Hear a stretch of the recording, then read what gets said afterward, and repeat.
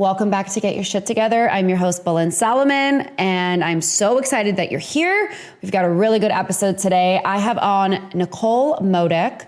You may know her as Kale Junkie on social media. She's a food blogger, recipe developer, and soon-to-be author.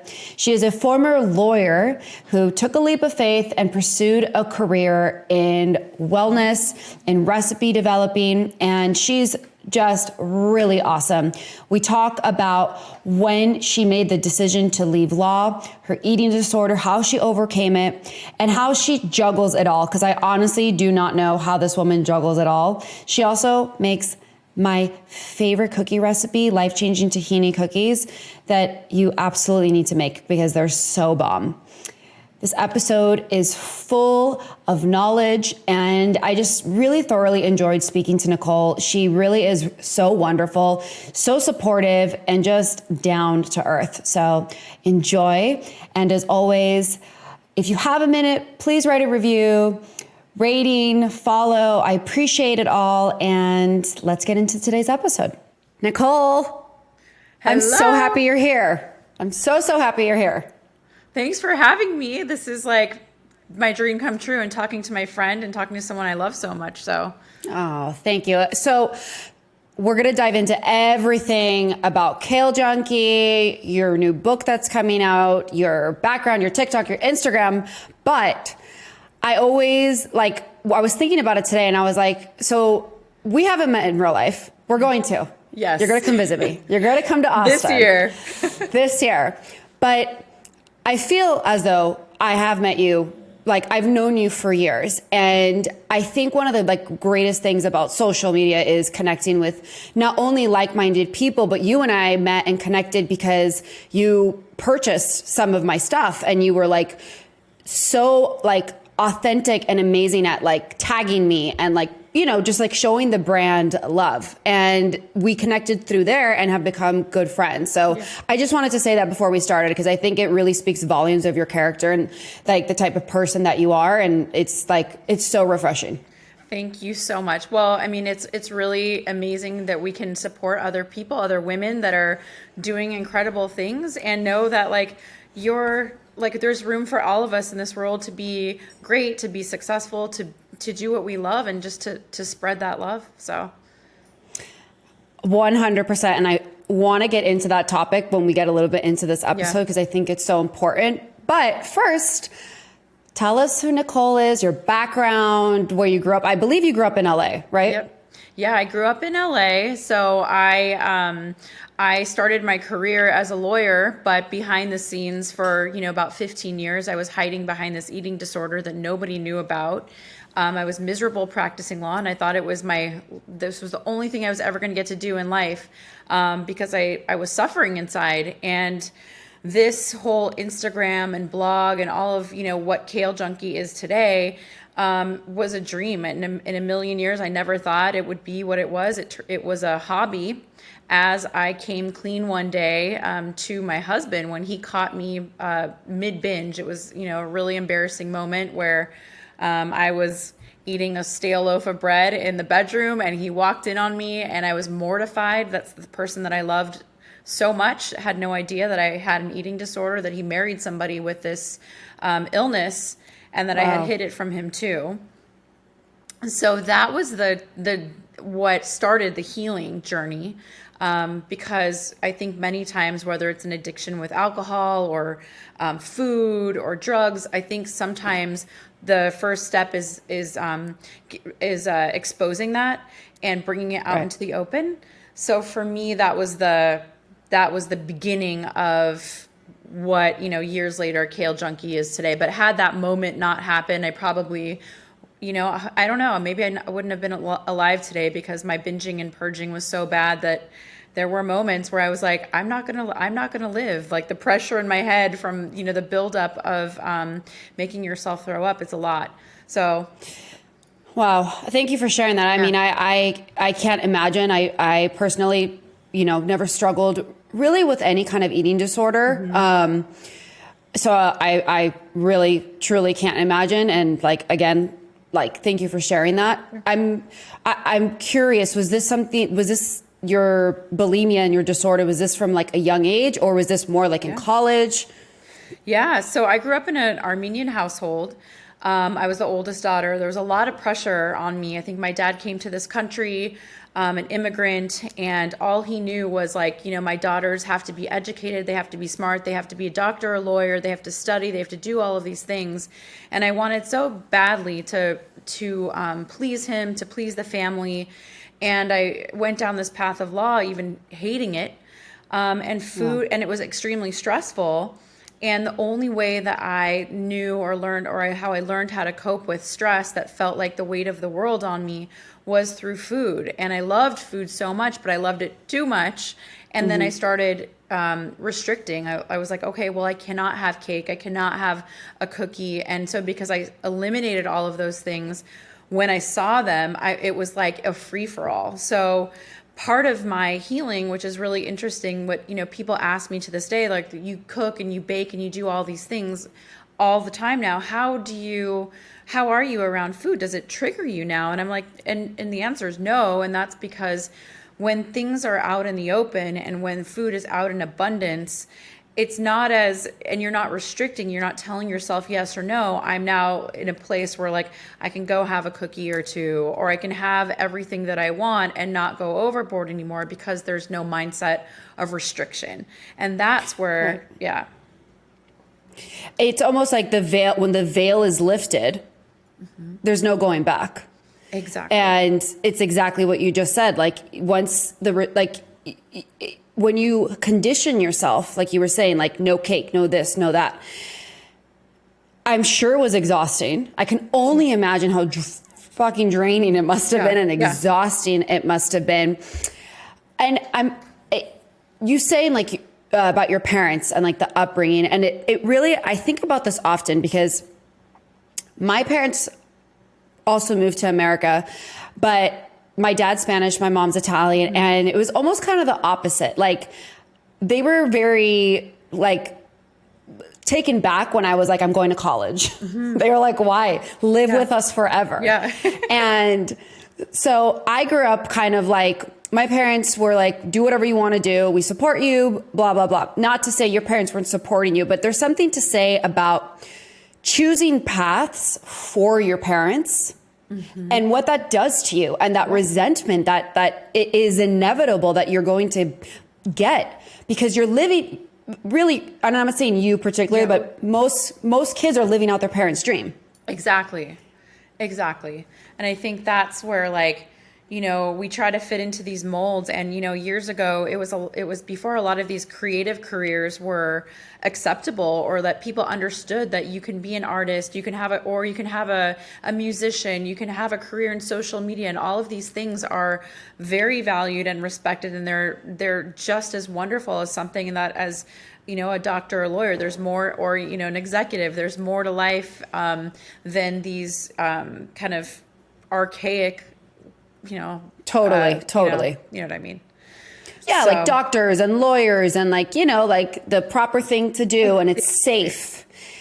And on one hand, it's understandable, but it's different if that is your dream and what you want to pursue as a person, not because your mom or your aunt or your grandparent did that, so you need to follow those footsteps. Where I do think it is a generational thing.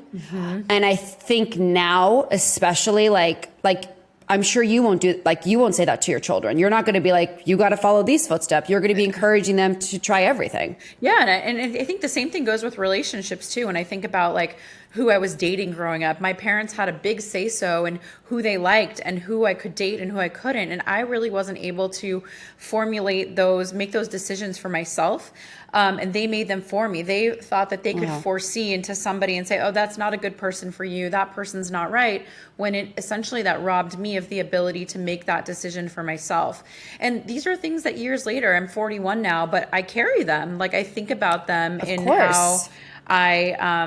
how I raise my boys, and what I will, what I'm going to share to them when it's time for them to choose their careers, when it's time for them to start dating. And it's really about, make good decisions, but follow your heart, be smart, but, explore. This is what you get, one life. So 100,000,000%. So I have a million questions, obviously, but I love it. So you're doing law, you hate it. My two questions are, when did you make the decision? Like, oh, I guess, let me backtrack. Did you start side hustling Kale Junkie? And what was your recovery like? Like, what, did you go to therapy? Were you like, how did you overcome this, like, not only secret, but this like terrible, you know, like, I guess it would be considered a disease that you had. Okay. Absolutely. So like I said, so when Greg caught me, that was like number one. I was like, okay, I have to get help. And he was the first one that was like, you know, what can we do? Let's, you know, sit down. And I'm very prideful. So when he was trying to help me, I kind of pushed him away because I wanted it to be my battle and something that I did by myself. So as much as he wanted to be hands-on, I was like, move out of my way. I'm a little embarrassed. And I need to do this on my own. And so I started going to therapy twice a week. I found someone in San Francisco that specialized in eating disorder, and we learned a lot about the root of where that started. A lot of diet culture from my mom, and this, you know, her obsession with dieting growing up as a child, and how that impacted me, and how I started seeing my body as not good enough because she was always obsessed not only with her own body but examining and critiquing mine, and would notice when I gained a pound as a 15-year-old, and I'm like, what's wrong with me? And that's such a damaging like age. Yeah. It is like you're a woman. You're going through puberty. You're just getting your period. You are gaining. You're already weight. struggling with like a hair with like hair on your chin. Totally. You know, like it's already terrible. Totally, and I was already awkward. I was like this, like, you know, the hairy Armenian girl in high school, and like already feeling awkward. Like, I mean, I get it. Listen, we moved here. We moved to America when I was 13, and like nobody could pronounce my name for some fucking reason. I had a bowl haircut. And listen, I get it. I feel you. We peaked later in life, and it's okay. Exactly. I always think I cannot go back to the old pictures. I definitely peaked later in life. Me too. I don't know. I have this like giant nose and like all of these things. I don't know. Anyways, but yeah. So then I started doing a yoga teacher training while I was practicing law. I would kind of sneak out of the office. You know, the partners would not know like when I was coming and going. So it was kind of this juggling game because I still needed to have the income of my lawyer job. But I also really wanted to find, with yoga, I thought it will help me take my mind off of food and let me focus on something else other than this obsession, because it was an obsession. Right. I mean, I'd leave the office and I'd think about all of the things I'm going to eat. And so instead of that, I was just trying to find something else. And I really fell in love with it. And so those things, and also the biggest part of the healing was telling people. So I would just, you know, people confide in me. They tell me things. And so I love that they feel comfortable. But because of that, I'm able to share my experiences and things that I'm going through and my struggles. And sharing that normalizes it and makes you realize that we all have our issues in some ways, whether that's an eating disorder or depression or anxiety or just family issues or something. You realize in talking to people when you're open about it that everybody's got some type of issue or something in their life. Nobody's life is as perfect as it seems. Oh my God, of course not. Life is exhausting, okay? It is, like, let's just be real. Like 100%.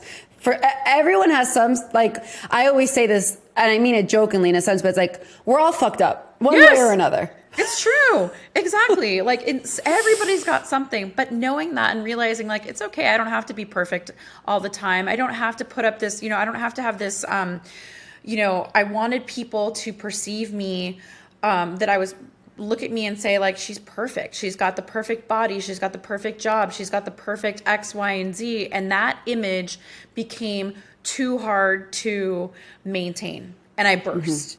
And that was kind of like this freedom. So I had some fertility issues getting pregnant with Gavin, who's now 7.5, because of my eating disorder. Now, I really wasn't underweight, but my hormones were all fucked up because of starving my body and then feeding, like everything. It was just bad. So I started the Instagram account at home after I got pregnant through the fertility treatments as a hobby. I was just posting pictures and healing from the childbirth, but also spending time in the kitchen and just coming up with like little recipes and making cookies for the first time in my own kitchen with better for you ingredients. And also sometimes allowing myself to have, an occasional processed treat. Like if I wanted, a real deal ice cream or something processed that I normally would stay away from because it's processed, or right.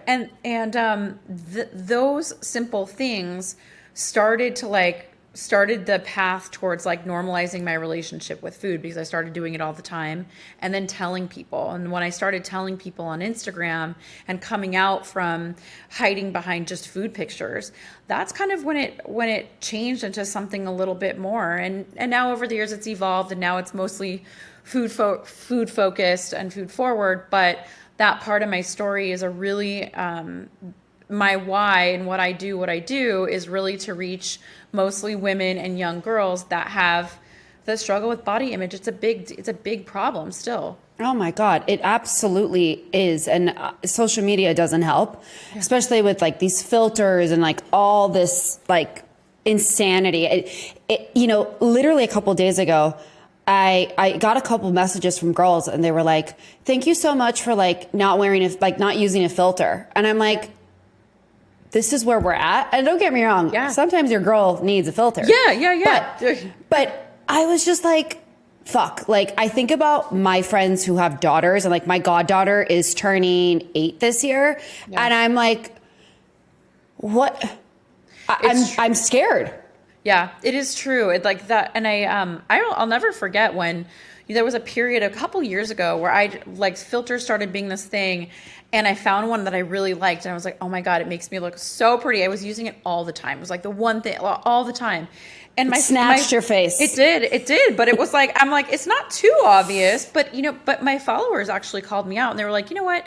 We really miss the old you, and you would just, and I was like, it was that moment where I was like, here, I think I'm doing something that's just, it doesn't matter to anybody. It's just my own thing. But you realize that like these things do distort over time your perception of what you do look like. And then I would look in the mirror without it and say things to myself like, gosh, I'm really ugly, or I'm not like, boy, I'm not aging well, or like talking to myself in a really negative way because this filter made me so much prettier.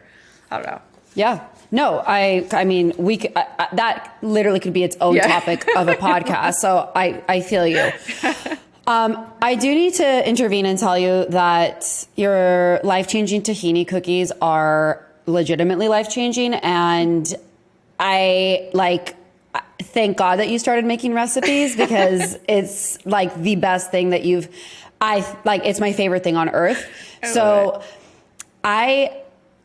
when did you know, like for you, what was like the point where you were like, I cannot do law anymore. I have to pursue this? Because I'm sure there's so many people like that are going to be listening to this and are like, I hate my job.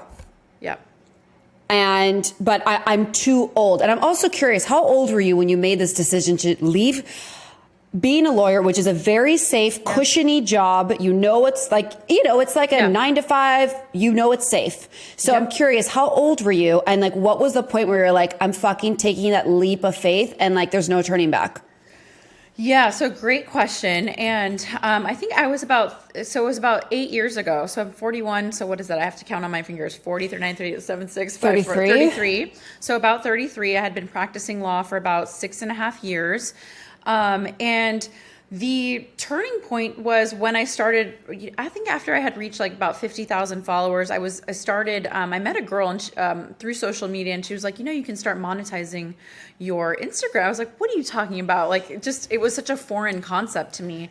Right. When I started, having it be like a little side hustle on the side, I told myself that when it gets to the point where like I'm getting really close to inching up to my lawyer salary, I'm going to take a leap of faith and I'm going to quit. And I told Greg, who is a lot more like, he doesn't like to take risks. He's very cautious and conservative. He's like, don't do it. I was like, why not? Because I have this degree. If I try it for a year and I can go out and decide this isn't for me, I don't like it, and I can always go back. I have a marketable skill. And it turned out that, it got to the point where, those two paths financially were intersecting. And I was like, I can't do both anymore. And I need to have full brain capacity to do one thing good, because now I'm not a great lawyer anymore either, because I'm giving it 50% of my bandwidth. But, Right. A good something I heard the other day from Mark Groves really stuck with me, because people do ask me about, like, well, how did you leave your career, and how do you start something on the side when you have something else going on? And he said that to think about your job, the one that pays the bills, all of that, as that is the enabler or whatever it was to, like, that is going to help carry you to your dreams, to your next step, to get to that next career that you want. So although it seems like, it's a pain to have it there, that job, that cushion is the key to giving you that next step. So kind of reframing your mind about how you look at that job, even if it's not your passion. I totally agree with you, and I love that. And it's funny that you said that you heard like that quote, because 2 days ago I was listening to a podcast to Ed Milet, and he said something like faith over fear, and which is so true, because taking the risk and knowing you always have something to fall back on is like, that is kind of the outlook to have, and like choosing to have faith, or whatever word you want to use, like choosing that you're going to succeed, is so much better than the fear taking over. And I think anyone who's 33, 35, 40, 50, there's women who go back to school at 60. Yeah, I know. And I think about that for myself too. Like, even with the podcast, I was like, is anyone going to listen? Like, it's almost like that imposter syndrome that like we can have. And I was like, I'm going to regret not doing it. And like, I can't let the fear handicap me. And it's like, maybe one day I want to become a Pilates instructor. Yeah. Why not? Like, we set our own limits, and a lot of it, of course, is the conditioning that we've been under. And also just like society, like, you're too old, you're too this, you're too that. Like, fuck all that. Exactly. Why not? Exactly. That's exactly the right approach. So there's really never a good time, is what you would say. It's more like knowing, like, because I guess if, like you said, you were splitting your time, but you wanted to be spending more time creating recipes. Exactly. I knew when I was like hiding, I was hiding in the bathroom in my office to post a picture of what I ate for lunch, because it was static photos then. I was so excited about that. Or when I'd go to court and, walk past the bathroom there, go in the cafeteria and post something, instead of like being really focused on my actual job. Right. I was focused on the one that doesn't pay anything, but I was so passionate about it. And then I started turning into a businesswoman. Like, I never, because I hadn't worn that hat before, but I started learning and teaching myself the ins and outs of influencer marketing, and realizing my worth and my value, and that, I don't do anything for free. Like, unless it's like, right. You have to know your worth, when it comes to working with certain brands. And, obviously there are exceptions, of course, small businesses and whatnot. But for the most part, in order to be a smart businesswoman, is that you have to you got to be a businesswoman. You got to think strategically. You got to totally. You can't just give away your services. You can't give away all, if everybody is asking you for your clothing, you can't give away your clothing line to every person that comes. Like, you just have to be smart about what you do. And I kind of started thinking of myself the same way as a small business. Oh, well, you are a small business, and that is actually such a great way to look at it, because you also have to set boundaries. Yeah. Because like you said, I also think too, like in the beginning, you're like, oh my God, they're giving me this for free. Yeah. But that you're still creating the content, which takes hours, which is my next question to you. Yeah. How on earth do you do it all? I struggle making one reel a week, and Sergio helps me, and I still can't get it together. So you have Instagram, you have TikTok, you're making reels, you have a blog. Do you have YouTube? I have YouTube now, but that's just.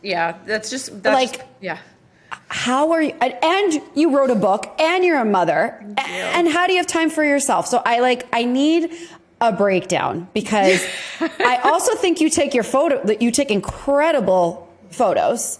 And you're pump shit out every day, Nicole. I do not understand. I need you to explain, please. Well, thank you for that. I definitely work really hard. But I've also reached the point of a little bit of burnout from doing that. So I realized over the past few months that just because I can do something doesn't mean I should. I'm trying to figure out what a more normal cadence is because it's really not. I mean, I have, I have an assistant who is like my right-hand person, and we film a lot of stuff, maybe 2 or 3 days a week, and we try to do a lot. I edit everything myself. She helps me with my blog posts on the back end. I also self-manage myself right now for the time being, just because. Wow. So I do that too, and that's only because I'm type A and I have a really hard time handing over my business because I have the lawyer background. But again, true. I feel like just because I can do something doesn't mean I should. So I'm trying to rethink about where I can get time back. But I love it. And I think because I love creating, it doesn't take me that long. I kind of gave up this idea of perfectionism. I just churn things out and I don't obsess anymore. Like when I was working on photography only, I would obsess and edit one photo perfectly and it would take me hours. Now I got over it. I got over this, like, okay, some of them are going to be great. Some of them are not going to be great. And that's been just changing my mindset around it has been, and also like, I feel a little more useful. Like I think I'm trying to share content that other people find useful beyond just a recipe. So maybe it's a tip in the kitchen or, something that I hope will enrich their lives in some way. Well, I can tell you that everything you post is wonderful and has purpose. So even when you think that maybe it's not great, I'm here to tell you it is. Thank you. And it is. And, you've grown massively on both of these platforms, and you have your community is like solid. Like I see the people, I see the comments, I see the support. Obviously there's always going to be trolls, but I would say you have a legit tribe of people who follow you and are all about it. But that's when I found you, when I knew that you were I feel like real knows real. When I first connected with you, it was the same thing. I looked at your page and I saw you have loyal people that really care about you and that are invested in you and your family. And that you can just tell someone's a good person just by the vibe and what they share. So 100%. And I also think it's really amazing, because I feel like we kind of know the same group, even though none of us have really met in real life, but everyone is so supportive, even people in the food space. And everyone's like, oh, I got to try this. I love this. Like Erin is a perfect example. You know what I mean? And it's so refreshing because I think for so long, no one was doing that. And I by the way, I'm sure that's still the case, but finding people who are going to root for you is just so difficult to come by these days. It is, because I think that there is that mindset, which we touched on in the beginning, is that, I think there's this, it's a scarcity mindset, or if everybody trying to fight for these, is it a brand partnership or recognition or some type of publicity? And it's you don't realize at the end of the day that more good comes to you, the better person you are and the more uplifting and supportive you are to other people. I don't know. I think maybe because I grew up in kind of this mean girl world where I was bullied growing up, and girls especially weren't nice to me. And I mean, girls can be awful. Girls can be awful, but it kind of permeates to this day, even as a mom. Some of the moms in my kids group are it's just, I'm is it high school again? But it's also that way with social media, where I have a very, very small group that I feel has my back, but I wish it was different. I wish it was everybody was you realize that we're all unique. What you share is completely different than what I share, what Erin shares, what Jeanette, everybody shares something so different and offers something so beautiful and so different that why can't we just support everyone? So I don't know. And what's crazy about that too is we're better together. Exactly. So me supporting you, supporting me, et cetera, et cetera. It's like we're this team, but it's exactly what you said. It's the scarcity and the lack and people thinking there's not room for her. I mean, like a perfect example is two of my friends, we all use the same manufacturer. Yeah. Yeah. Like I was the first one. I was the pioneer of the group and I was like, use this, use that, do that. Like I talked about this on a podcast I was on last week. I was like, I have never had that lack mentality. I've always been like the more, the better, of course, to an extent. But like, we can help each other because it's this mutual respect. Okay. For instance, like we sent you a bottle of aileron. You did not have to do anything. And you fucking made an insane video that you posted that you get paid thousands of dollars to do. And I literally was like, no, I literally told Alejandra, I'm like, she's such a homie. Like, it speaks volumes of your character because you don't see lack. You don't see like, oh, I can't do that. You're like abundance. Like, and I think it's good juju. I think it all comes back. You know what I mean? Yeah. Yep. 100%. Yeah. And and also it doesn't help that it's a great product. So let's talk about that too. Don't worry. When you come visit, we're going to have plenty of it. We'll have plenty of it. Yeah. So you had you're self-taught with cooking and baking. Yeah, self-taught. A lot of, I grew up in an Armenian household, so we were cooking all the time, but that stuff is more complicated. So the things that I share tend to be things that we eat in our day-to-day life, which are easy things, but I also don't want to sacrifice flavor. So I make things that are very simple so that the boys will eat. They're really picky. It's kind of hit or miss. But as I've learned that, my community and people, for the most part, if you're looking to build a healthier lifestyle, it really starts, people are overwhelmed. There's a lot of information out there. There's a lot of recipes out there. They want the basics. They want food that tastes good, but they don't want to spend all day in the kitchen. So that's really what I hope to give them and also teach them that you don't always need a recipe for something, that you don't have to follow, exactly what I'm doing. Just have fun and experiment and play. And really that the kitchen for me now is a place of healing. Sometimes I turn on music and I just do my thing and I clear my head.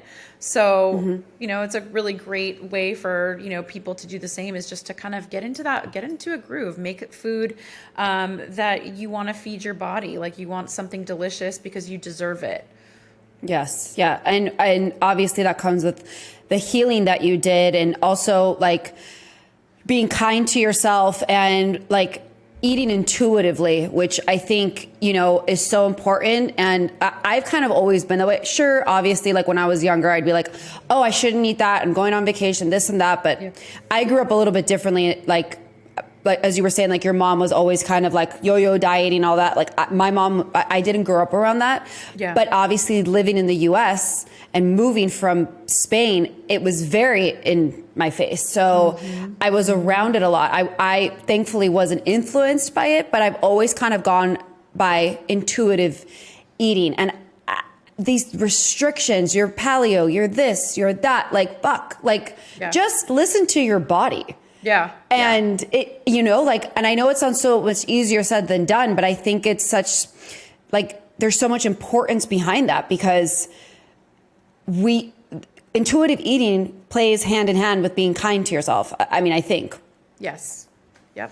I do. I agree. And, it's honoring your body, honoring what it is that's going to make your mind, body, soul, your heart happy in that moment. And sometimes it is the comfort foods, and sometimes it is a green juice and salad, and it can be steamed vegetables, but other times it's something more indulgent, and tapping into that and giving yourself permission, to me, is where that balance is at. And then your body essentially, I think, normalizes into a happy place, like where you're, at least for me, when I started the intuitive eating, like I gained some weight back.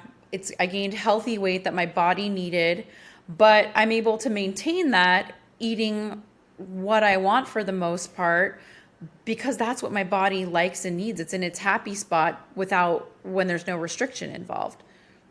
Totally. And I'm sure you've heard this too, but I really am a firm believer of this, is so much of it is our conscious and our, and like mental, where it's like, oh, I shouldn't be eating this. Why are you claiming that? Like, eat it, enjoy it, like eat it like it's a delicacy. Like you said, yeah, don't eat lasagna every day, but when you do, don't go into it with that fear-based mind that like you're going to punish yourself. And I've definitely done that before and like gone to the gym the next day and been like, oh, let me do an hour of the cardio. Like, instead of just being like, this is delicious. I've been looking forward to this experience. And like, I could get hit by a bus tomorrow, you know? Exactly. Like, let me enjoy this bagel with cream cheese or whatever it is, you know? Exactly. And for once, like, you don't always have to have like, you know, the dairy-free this. Like, if you're not dairy-free, like, if you don't be afraid of dairy because you think it's going to make you fat, like, just all these different things, like, boggle my mind. I don't know. I fully agree with you. Trust me. So I need to ask you another question about your content. Yes. Do you film anything alone? Yes, I do. So it's just you and your tripod? It's me and my tripod. I had to do two of them today by myself today, and it was not fun. It's, you know what, it's much easier when I have my assistant here because she's on the other side of the camera and can see. Whereas if I'm doing it, it takes 10 times as longer. But I also really like a day like today when I didn't have anybody here because I'm able to be quiet and by myself and I don't know, have that I miss those days where I can just be quiet in my own kitchen and I don't have somebody here. I mean, I love it, but it's nice to just be quiet and do your own thing. Of course. Silence is the best. Anytime Alejandro leaves, he's like, I'm sure you're thrilled. It's going to be quiet. I'm like, I am. Exactly. like literally, like I don't turn the TV on. It's like silence. It's just silence. I'm like, wow, I don't even know what to do with myself. I can work in peace today. I have to say, and I have to give you credit that your recipes are very approachable and they're digestible. And I'm sure you have seen other recipes and you're like, fuck no, there's way too many things. It's like, you can't digest it. So you really do such a phenomenal job with your recipes and your quick videos. It's like, oh, I can do that. Oh, she like gave me the pinpoints, like truly. So thank you. Wanted to let you know so much. Thank you. So I'm trying. Oh, you don't need to try. You're doing it. So, okay. I want to talk about the cookbook. Okay.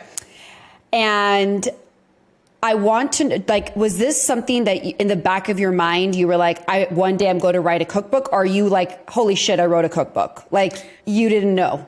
Yeah. So it was during the pandemic when I started thinking about it. I was like, what's next? Okay. What do I want to do? And beyond just posting my recipes on my website, on social media.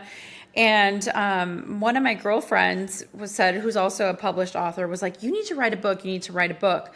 So she connected me with her agent and I kind of started to understand what the process was and I got really excited about it. But I really wanted my cookbook to be different than what's already out there because it also, it includes, you know, a personal memoir of my story and also guide to intuitive eating, a lot of really helpful tips and things that helped me in my recovery. So people also get, not only do they get 75 new recipes, they also get this, like, you know, they get grocery lists, they've get shopping guide, they've get, you know, tips for meal prepping, they get, you know, the personal story, they get how to begin a journey in intuitive eating and what that looks like and what is mindful eating, what are some resources to help you on that journey. So it's kind of a hybrid book. Which is so amazing and so smart, by the way. I love like a cookbook because digital's great, but like, you know, when you're cooking and you have to keep opening your phone and like, I'm like, every time like, okay, screenshot it, do this. So I love an actual book and you can like flip the pages, you can have it propped up. So yes, I'm very thrilled that you are coming out with like, there's going to be 75 recipes available. But I also think it's really beautiful that you know, married these two things where you're doing the recipes, but also your journey because it wasn't an easy journey for you. Mm-hmm. Yeah. Thank you. And, Yeah, and I think I think the blend of recipes is really going to reflect that, because people ask, like, is your book vegan? Is it gluten-free? Is it all of this? Well, they're easily customizable to achieve most of everybody's dietary objectives, but I don't label them as such. I want, I pick recipes that intuitively taste good to me and feel good to me, and I hope that those in turn are the same and feel good and received by somebody else. But it goes along with my own principle of, like, trust your intuition, know your body, get to know like what will work for you, and then customize and play with something to make it your own. So. Did you ever think 10 years ago that you would be like a published author and not working in law? Because it's pretty fucking cool. No, it is pretty cool. I sometimes think about that, because I do remember being in my therapist's office and feeling really defeated, because I was really resentful towards my parents for making me go to law school. And I'm like, I'm stuck. All I know how to do in life is law. All I know, that's my only skill set in life, and I don't want anything to do with it. So I never in a million years would have ever thought I would be able to do something else without a formal education in something like that. But I do think now, like, having that degree, like, nothing in life, I realize nothing in life happens nothing in life happens, I guess, in vain. Is that what I'm trying? Well, yeah. Like, everything, it's all divine timing. So like, that was the timing at some point in your life, and it was setting you up for this. Exactly. And I still use a lot of those skills and tools that I learned that help me in my day to day, which if I hadn't, if my dad, as I like to say, is my dad didn't make me go to law school, I wouldn't have those skills either.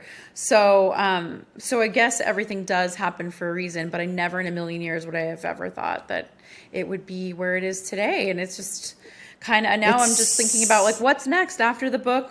After the excitement from that dies down after the holidays, like, what is Kale Junkie in 2023 going to be in 2024, 2025? So, yeah.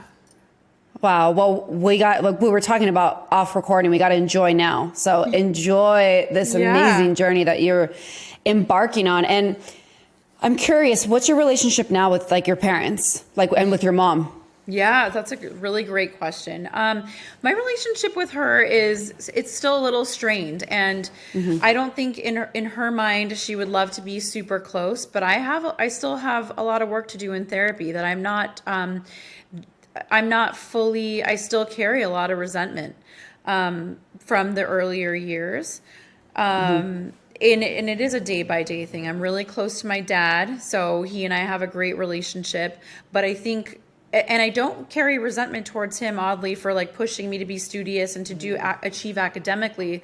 But it's interesting to me that it's really the resentment in my life comes towards my mom, because I think that the topics of body image and weight and physical appearance and self-worth, all of those hit a lot deeper when it has to do with those topics, like weight and our appearance and our self-worth, versus, like, pursuing an academic career that he wanted. So it's just been harder for me to move past. I see her at face value. I realize she did the best that she could. A lot of times our parents don't do the best that they can with the tools that they have and what they know at that time.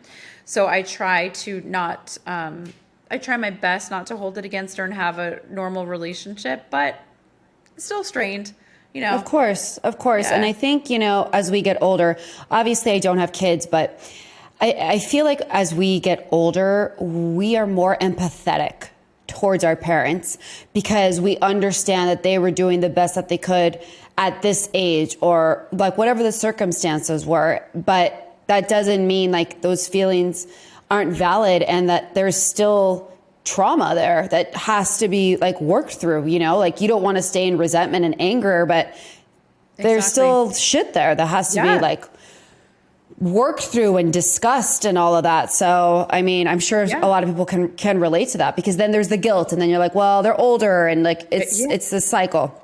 Exactly. For sure. Exactly. Yeah. So you mentioned burnout. which I think is a very hot topic right now. And, you know, even for me, like, you know, with Alejandro, he pre-pandemic, I mean, he was a machine. He really he was home, he was gone like almost 3 weeks out of the month for like 2 years. It was crazy. And then the pandemic hit and he was like, oh my God, like I can cook, I can do this, I can do that. And when life kind of went back, he was like, I do not want to go back to that, because I think we start telling ourselves, like you were saying, I have to have this every single day. This person posted 7 times. I have to post 9. Like whoever made that like trend, I don't know who it was. Yeah. But I think more people are setting boundaries and being like, I don't need to produce 24/7. And I'd love for you to kind of get a little bit more into that, and like what is working for you, and like any like advice that you could give to somebody who might be feeling burnout, not necessarily in social media, but just like in life. Yeah, I think, you know, something I would share, you know, on a personal note is that because I have put my head down and focused really only on my work for the last couple of years, I've sacrificed a lot in that time, and by that I mean like social events, time with my family, time spent with my boys, and also time for myself. Like I bought new books, but I can't remember the last time I sat down and read it. Right. I wanted, you know, or going and doing something for myself without feeling guilt, and that's self-imposed guilt. So on the one hand, you know, people see a growth trajectory in terms of business, which has been really successful, and that's great. But don't forget, you know, whoever's listening to this, that everything comes at a price.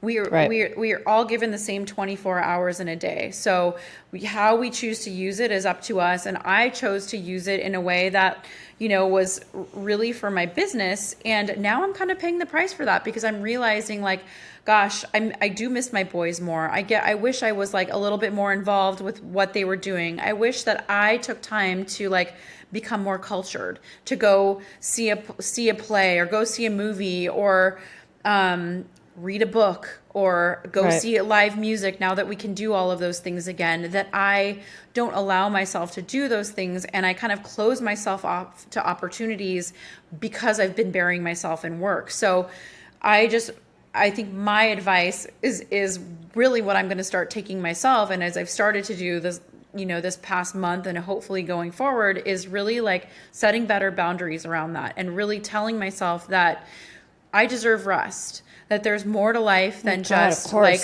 being a businesswoman. I don't know. I don't know what it is. Like I'm just driven, and it's not necessarily driven by money, because I don't necessarily, it's not about that. It's more just the thrill of the success, and the thrill of like, you know, closing this deal and closing that deal, like really lights me up.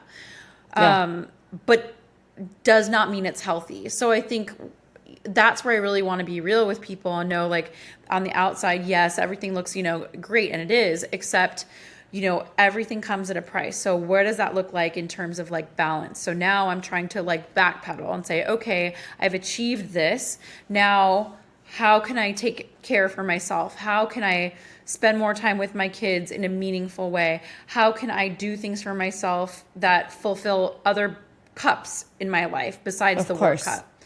So, and I don't have the answer for that. I think I'm trying to figure it out too, day by day. And, you know, I admire people that have it all figured out and dialed in really well with the balance. But I think I'm still a work in progress there. Well, listen, no one has it figured out, and all of us are a work in progress. And I think, you know, what's happened with social media too over the years, and just like society in general, is we think because, you know, there's 24 hours in a day, we should be working 18 of those. Yeah. And that's just not the case. Like, rest is part of the process. Rest is so crucial. And like, again, to even bring up, not to bring up again Alejandro, but like, he did not know how to rest. Like, we would go on vacation for 3 days and he was a mess. And I'm like, this is not like normal for like, because you're like, it's exhausting. And I think we've been conditioned to think we should be 24/7 when that is not the case. Most other countries are not like this. They're resting, they're taking time, they're enjoying themselves. So we don't do that. Exactly. And it's time to reclaim that. 100%. Yeah. So that being said, what is a non-negotiable for you? So my non-negotiable is my daily exercise, my 45 minutes or an hour to myself, whether that's a Barry's boot camp class or my walk. That is my, like, I can't start my day without that because it just mentally puts me in the right headspace for the day ahead. And I have to do it first thing in the morning because it really just grounds me and sets the tone. So I totally get it. We got to get our steps in. We have to walk. We are girls that like to walk. And I know we bonded over that too. Yes, I totally get it. I'm the same way. I'm like, don't talk to me the first 30 minutes. I need to like make my matcha, whatever. And then I go outside, I get my fresh air. So I feel you. It is non-negotiable for me. It's grounding. It is the grounding and the best part of the day before anybody needs something from us, you know? Exactly. And I can like listen to like a podcast or like listen to my music or anything I want to do. Exactly. So, I have one more question for you. Yeah. And that is, what does it mean for you to have your shit together? Could be anything. It could be like going to the gym, anything. Okay. You know what? Honestly, the times I feel like I have my shit together is when my kids listen to what I have to say and we have a smooth, seamless evening.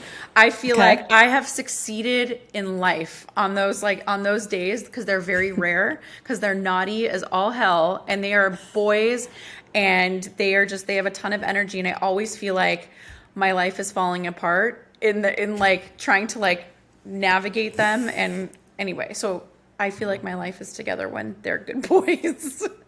How old are they? 5.5 and 7.5. Oh my gosh. Oh my God. Just, yeah. Yeah. Well, I think that's a great way to feel like you have your shit together.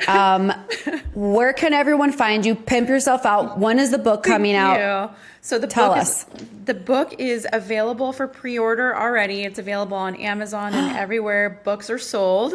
So it's amazing. It's called Love to Eat. And it really goes along with my philosophy of loving to eat and loving the skin you're in and falling in love with food. People can find me on Instagram at Kale Junkie and TikTok and YouTube, mostly on Instagram. That's where my community is. And yeah. Come and I gotta say, you're very engaging. She's very engaging. She has the best recipes. She has life-changing tahini cookies, which I'm probably going to make after this. You're wonderful. You're a breath of fresh air, Nicole. You are, and I'm so honored. And thank you so much for inviting me on the podcast. But really, more than that, just for your friendship. So I feel really lucky to likewise. Know you. Ditto, and I really can't wait for you to come out so we can. Thank you. Have some mezcal and do all the things. Thank you. Love you. Bye. Love you too. Bye.